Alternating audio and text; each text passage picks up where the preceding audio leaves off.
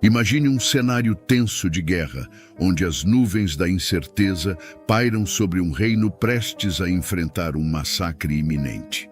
As forças adversárias, numerosas e impiedosas, avançam para a destruição e a desesperança se instala. No entanto, no momento mais sombrio, um evento extraordinário ocorre. Um anjo celestial enviado por Deus surge no campo de batalha. O que se desenrola é uma cena épica de poder divino, onde esse anjo derrota nada menos que 185 mil soldados, frustrando os planos de destruição e garantindo a sobrevivência do reino. No vídeo de hoje, veremos todos os detalhes dessa guerra.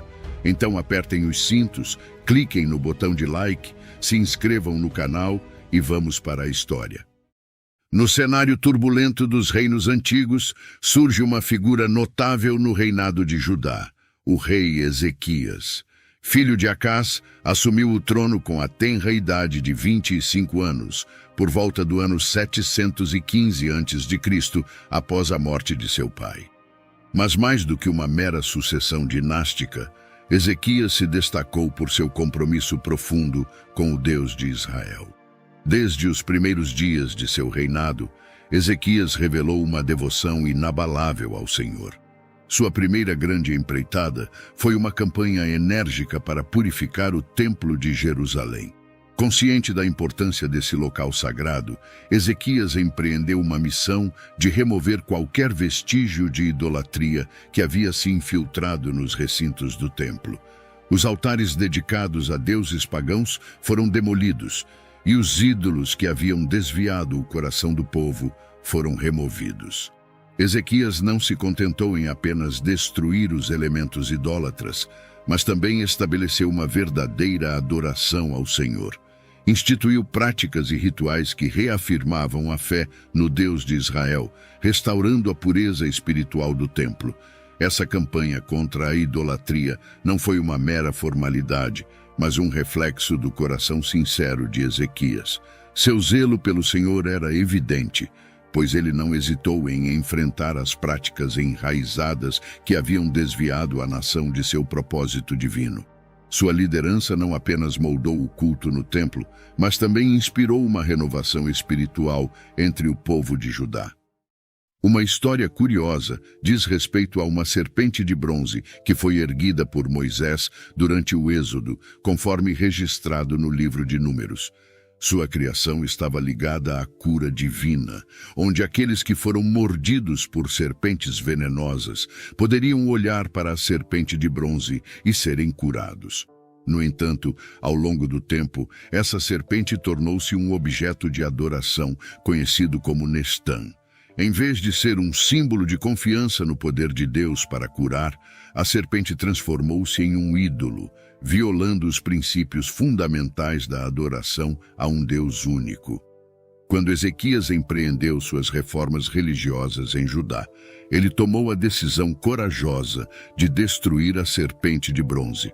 Sua ação não apenas quebrou os laços com práticas idolátricas, mas também simbolizou o compromisso de Ezequias em restaurar uma adoração pura e exclusiva ao Deus de Israel. A decisão de Ezequias em eliminar a idolatria não foi isenta de desafios. Ele enfrentou resistência e críticas, mas sua confiança no Deus de Israel não foi afetada. Seu compromisso era mais do que uma expressão de zelo religioso. Era uma demonstração de confiança inabalável na providência divina. Ao purificar o templo e abolir a idolatria, Ezequias não apenas restaurou a adoração verdadeira, mas também pavimentou o caminho para a intervenção divina em sua vida e nação. O Senhor respondeu a esse ato de fé com bênçãos, revelando-se como um Deus que honra aqueles que o buscam de todo o coração. Assim, a história do rei Ezequias não é apenas um capítulo na narrativa de Judá, mas um testemunho duradouro de como o compromisso sincero com Deus pode transformar não apenas a vida de um rei, mas toda uma nação.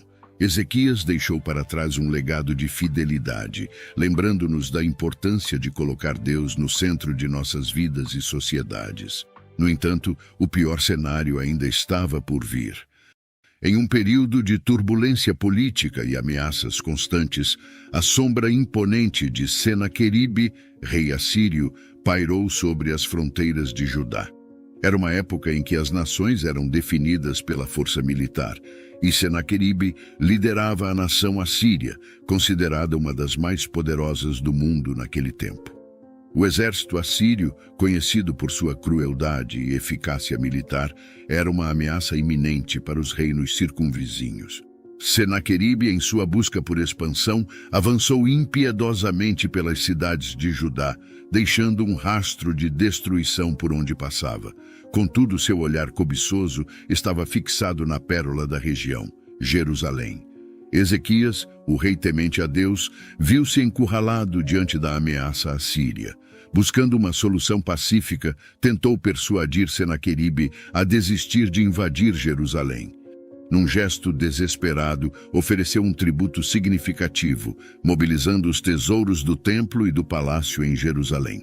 O tributo era monumental, 10 toneladas e meia de prata e 1 tonelada e 50 quilos de ouro. Uma oferta que refletia não apenas a riqueza material, mas a profundidade do desejo de preservar a cidade sagrada.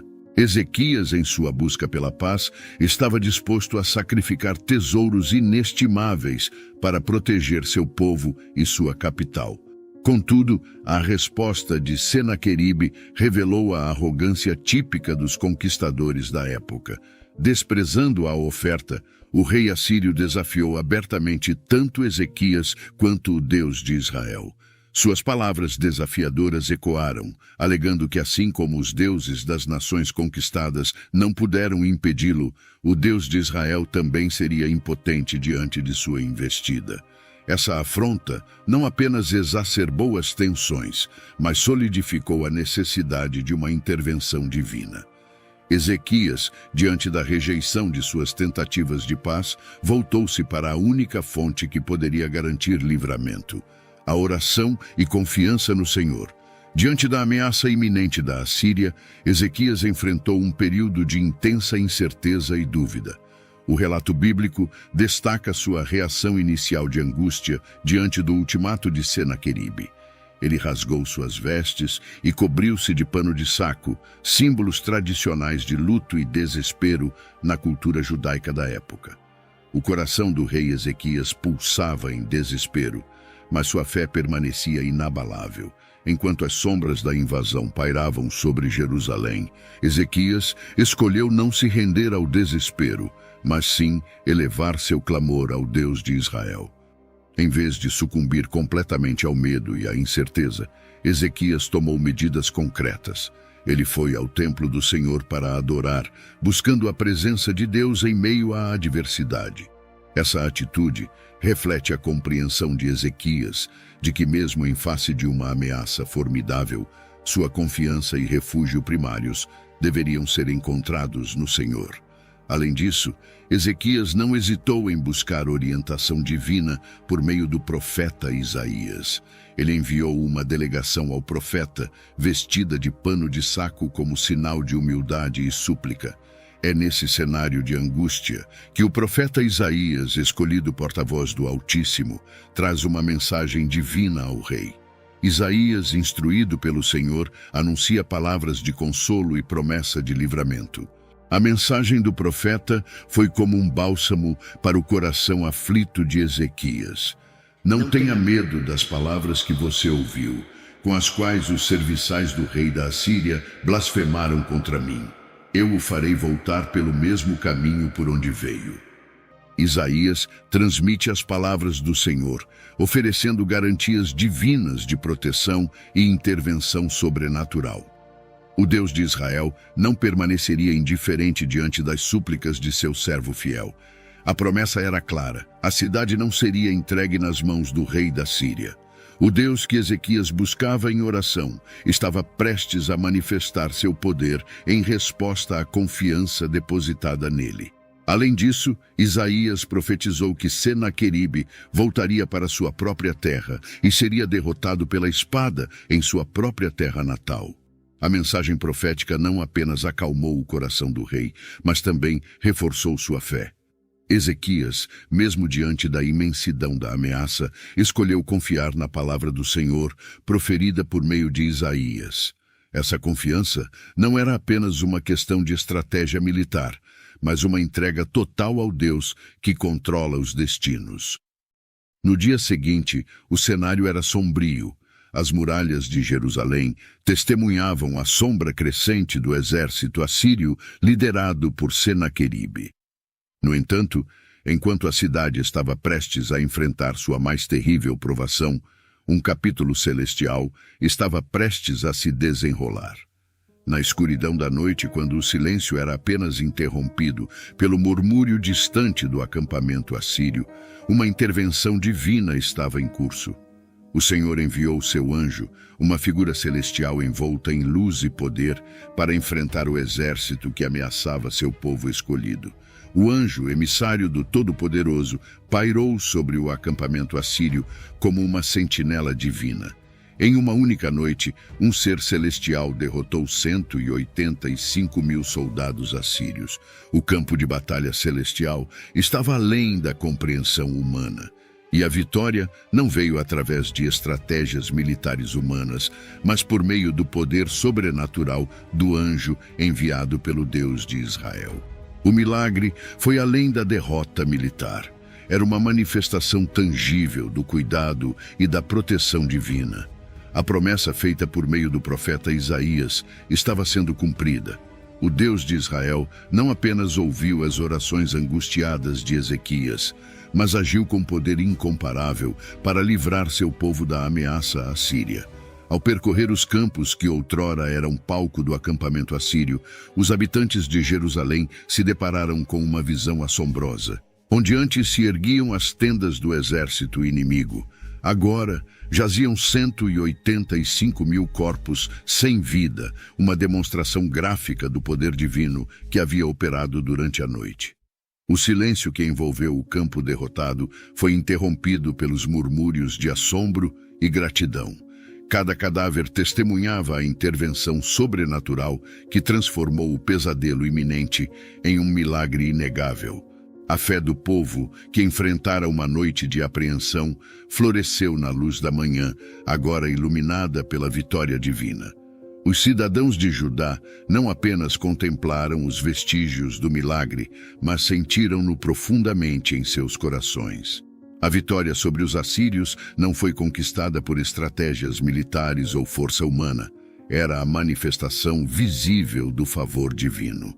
Aquela manhã transformou-se em um testemunho vivo da fidelidade do Deus de Israel. O destino de Senaqueribe foi marcado por uma reviravolta surpreendente. O líder do exército assírio conseguiu fugir apesar da magnitude do milagre. Após suas tentativas fracassadas de conquistar Jerusalém e sua zombaria contra o Deus de Israel, ele voltou para Nínive. No entanto, seu fim não foi grandioso como ele poderia ter imaginado. Enquanto adorava em seu próprio templo, Senaqueribe foi assassinado por seus próprios filhos, Adrameleque e Sarezer. Os detalhes precisos desse evento não são totalmente claros na narrativa histórica. No entanto, a Bíblia relata que durante esse ato de adoração, Adrameleque e Sarezer atacaram Senaqueribe com uma espada, tirando-lhe a vida. Este evento chocante demonstra que a arrogância e a descrença diante de Deus não ficam impunes. A justiça divina, de maneira inesperada, alcançou Senaqueribe, destacando que nenhum rei, por mais poderoso que seja, pode escapar do controle soberano de Deus sobre a vida e a morte. Esse desfecho trágico revela que a zombaria contra o Senhor tem consequências sérias e que a soberania divina não pode ser desafiada sem enfrentar repercussões. Quanto ao rei, após a impressionante vitória sobre Senaqueribe e a retirada das forças assírias, Ezequias enfrentou uma doença grave. A Bíblia descreve essa situação no segundo livro de Reis, capítulo 20. Ezequias ficou tão doente que o profeta Isaías, filho de Amós, veio até ele e lhe anunciou que ele não se recuperaria e deveria preparar-se para a morte. Ezequias, diante dessa notícia, mais uma vez virou-se para o Senhor em oração. Ele lembrou a Deus de sua devoção, integridade e serviço ao Senhor. Em lágrimas, suplicou a Deus para lembrar-se dele e reconsiderar sua situação. Deus, em resposta à sincera oração de Ezequias, enviou Isaías de volta para lhe dizer que tinha ouvido sua súplica.